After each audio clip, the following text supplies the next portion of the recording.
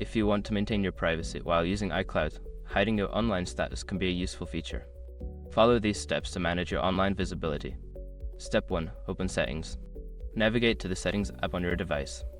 This is where you can manage all your iCloud settings and preferences. Step 2. Sign into iCloud. If you are not already signed in, enter your Apple ID and password to access your iCloud account. Ensure you are connected to the internet for this step. Step 3. Access iCloud settings. Scroll down and tap on your name at the top of the settings menu. Then select iCloud to open the iCloud settings. Step 4. Manage privacy settings. Look for the option labeled Share My Location or Find My iPhone.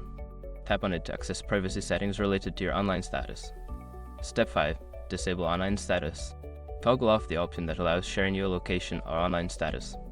This will prevent others from seeing when you are online or your current location. By following these steps, you can effectively hide your online status on iCloud, enhancing your privacy while using the service.